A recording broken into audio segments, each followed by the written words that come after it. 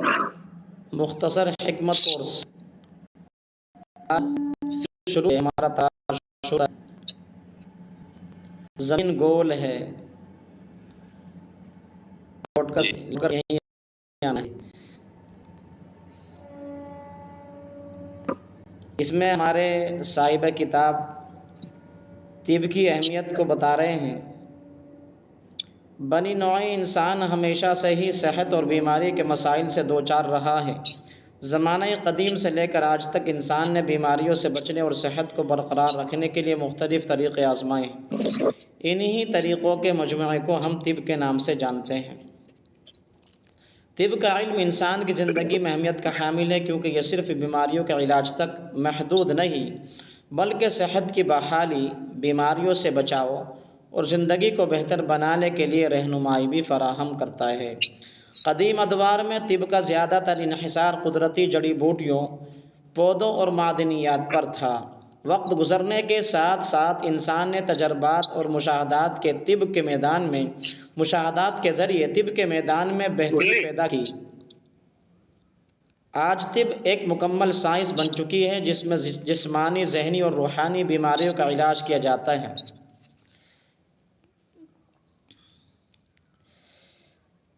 مختصر حکمت کورس کا مقصد طلباء کو حکمت کے بنیادی معلومات فراہم کرنا اور انہیں صحت کی اہمیت سے آگاہ کرنا ہے۔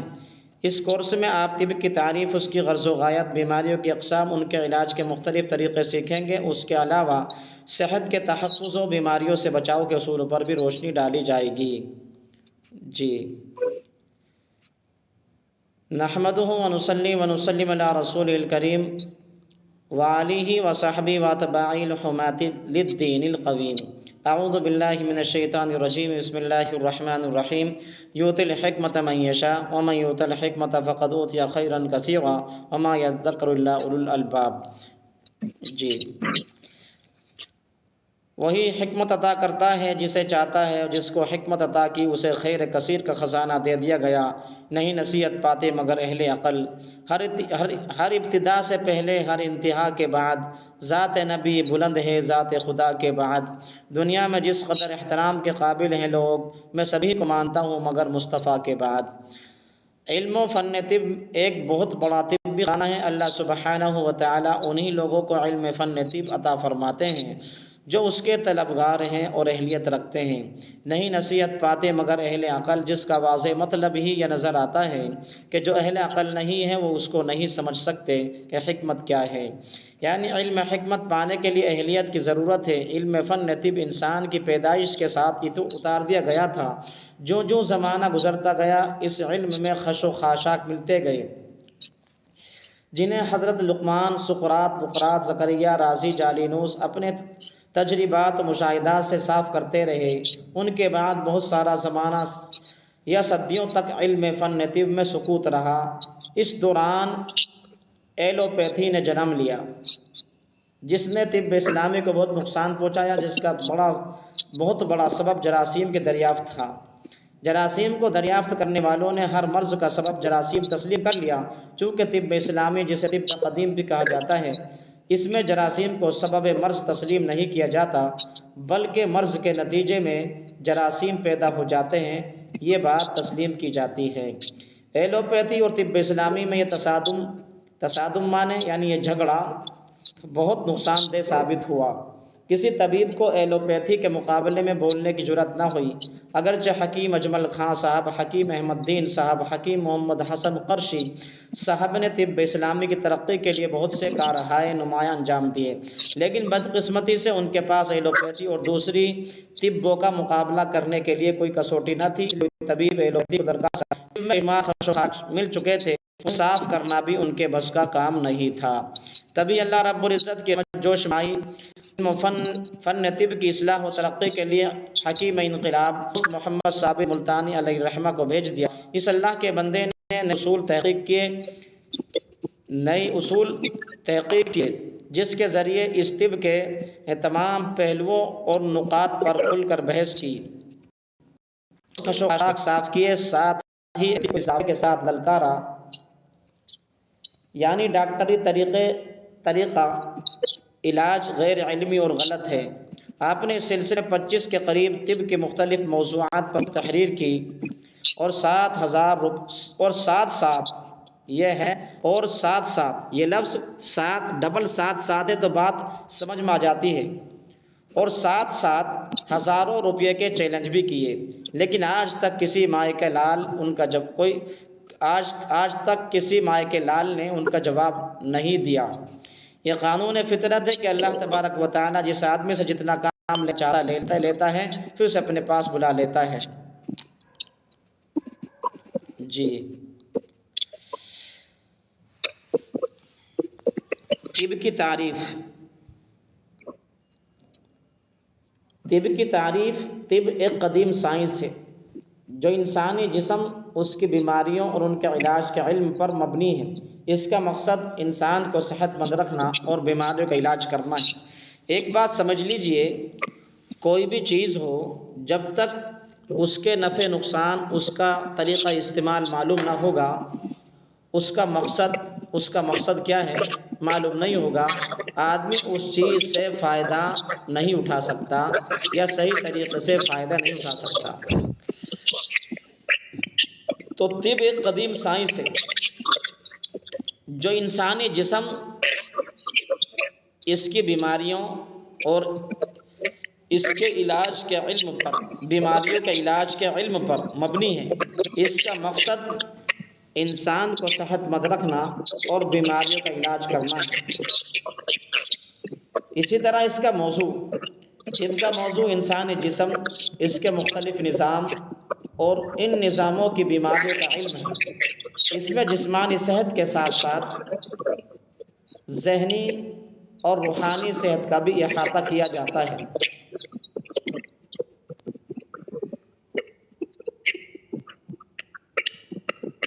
یہ مائک کس کا کھل رہا ہے؟ اپنے مائک کو بند کر لیجئے بھائی۔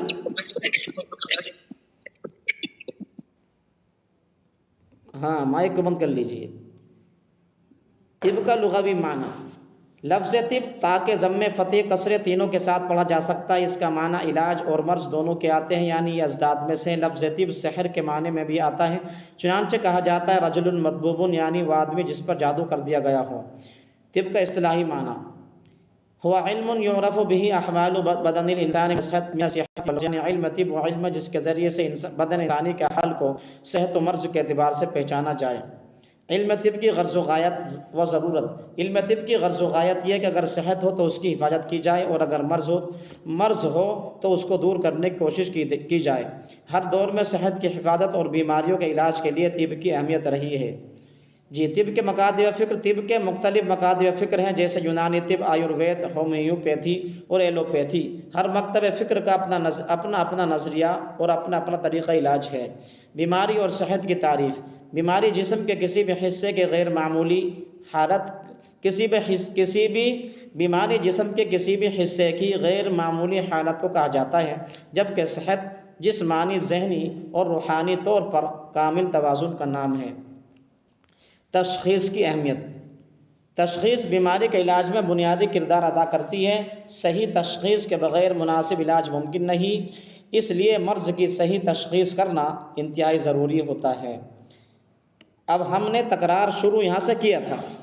علم طب کی اقسام جسم روح کے لحاظ سے، یہاں سے ہمارا تکرار شروع ہوا تھا۔ جی، وہ تو تعریفات گزر چکی ہے، لیکن اصل یہ سمجھیے کہ یہاں سے ہمیں یاد رکھنا ہے۔ علم طب کی دو قسمیں ہیں، طب الجسد اور طب القلب۔ طب الجسد، اس کی تعریف گزر چکی جو ہم نے ابھی پڑھی، وہ علم یعرف به احوال بدن الانسان من الصحت والمرض۔ جی، طب روحانی، یعنی طب روحانی نام ہے اس بات کا کہ دل کے کمالات اور اس کی آفات و امراض کو جانا جائے اور اس کے صحیح اور معتدل ہونے کے طریقے کو پہچانا جائے۔ جی، یہ اس کی طب روحانی کی تعریف ہے۔ هو العلم بکلامات القلوب وآفاتها وامراضها وادوائها وبکیفیت حفظ صحتها واعتدالها۔ علم طب کی بنیادیں، علم طب کی بنیاد تین چیزوں پر ہے: حفظ الصحت، یعنی انسان کا اپنی صحت کی حفاظت کرنا، الحمیت عن المؤذی، جسم کو نقصان پہنچانے والی چیزوں سے پرہیز کرنا، استفراغ المواد الفاسدہ، جسم سے فاسد مادے کا نکال دینا جو بیماری کا سبب بنا ہے۔ اس پہ بھی ماشاءاللہ پچھلے تکرار میں کافی بحث ہو چکی تھی کہ حفظ الصحہ یعنی انسان کا اپنی صحت کی حفاظت کرنا یہ انتہائی ضروری ہے۔ صحت کی حفاظت کرنا انتہائی ضروری ہے، یعنی یہ سمجھیے کہ انسان کی صحت سے دو چیزوں کا تعلق ہوتا ہے، ایک اندرونی نظام، دوسرا بیرونی نظام۔ اندرونی نظام یعنی اس کا نظام صحیح طور پر کام جبھی کرے گا، اندرونی نظام، جب اس کو باہر کی غذا صحیح مل پائے گی، آب و ہوا صحیح مل پائے گی، یعنی اندر جو بھی غذا اس کے پیٹ میں جا رہی ہے تو وہ غذا اس کے مزاج کے موافق ہو، اس کے طاقت اور قوت کے معدے کی طاقت اور قوت کے لحاظ سے ہو، اس سے ثقیل غذا نہ ہو، اگر ثقیل غذا ہو تو اس کا مسلی بھی ساتھ میں استعمال کرتا ہو، یعنی غذا کا خیال کیا جائے۔ حفظ الصحت کا مطلب یہ ہے۔ ایسے الحمیت و المؤذی، جسم کو نقصان پہنچانے والی چیزوں سے پرہیز کرنا، اس کا تعلق بیرونی حفاظت سے ہے، یعنی انسان جو چیز انسان کو نقصان دینے والی ہے ان سے پرہیز کرے، چاہے وہ آب و ہوا کے قبیل سے ہو، یعنی آب و ہوا سے تعلق رکھتی ہو۔ استفراغ المواد الفاسدہ، تیسری بنیادی چیز فاسد مادے کا نکال دینا ہے جسم سے۔ جی، اگر فاسد مادہ ہو جسم کے اندر اس کو نکال دینا ہے، اگر نکالے گے نہیں تو یہ بنیادی طور پر آدمی بیمار ہوگا، صحت مند نہیں رہ سکتا۔ جی، حفظان صحت، اللہ تعالیٰ نے کھانے پینے میں اعتدال سے نکلنے سے منع فرمایا ہے، جو حفظان صحت کا سب سے قیمتی اصول ہے۔ جی، صاحب کتاب نے یہ کتاب احادیث اور قرآن کی آیتوں سے دلیل سے اس کو ثابت کیا ہے۔ جی،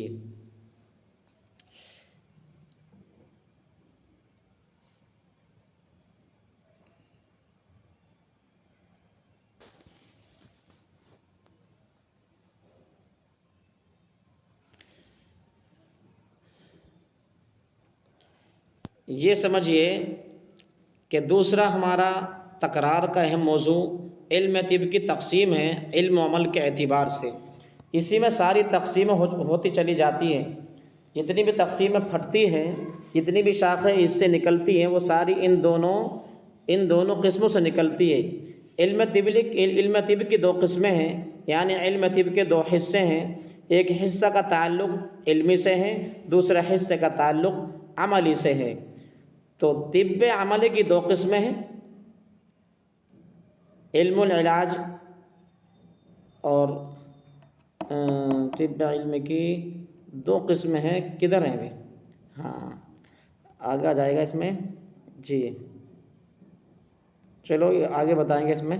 جی ہاں، علم حفظان صحت اور علم العلاج دو قسمیں ہیں، علم حفظان صحت اور علم العلاج۔ جی، پھر باقی قسمیں سب کی سب تقریباً اسی سے تعلق رکھتی ہیں، اور اس کا طب عملی جو یہ علم طب کا دوسرا حصہ ہے، اس کا تعلق طب عملی سے ہے، اور طب عملی کا تعلق یہ طب علم کے حاصل کرنے کے بعد آتا ہے۔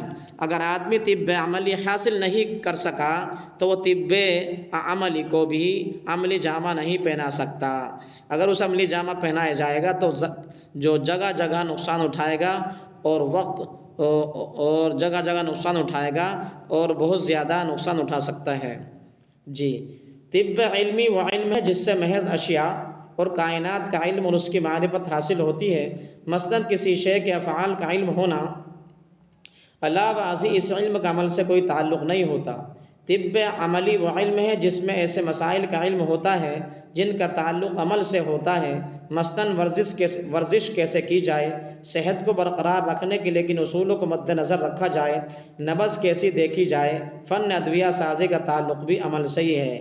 لیکن یہ بھی قسم جان لیجئے علم کی دوسری قسم ہے، یہ طب علم کی یہ بھی دوسری قسم ہے، طب علم کی یہ بھی دوسری ہی قسم ہے، اگرچہ اسے عملی میں شمار کیا گیا ہے، لیکن حقیقت میں یہ بھی طب علم کی دوسری قسم ہے۔ پھر آگے انہوں نے تقسیم کی ہے کہ طب بلحاظ افہام و تفہیم، طب عملی اور طب علمی اور طب عملی کی مزید تقسیم۔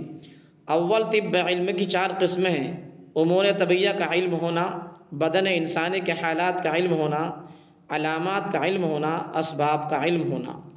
دوم طب عملی کی 2 قسمیں ہیں: علم حفظان صحت، علم العلاج۔ باقی تمام مضامین ذیلی ہیں، درج بالا مضامین میں سے کسی نہ کسی مضمون کے ساتھ ان کا تعلق ضرور ہوگا۔ آگے انشاءاللہ ہر ایک پر الگ الگ گفتگو کی جائے گی۔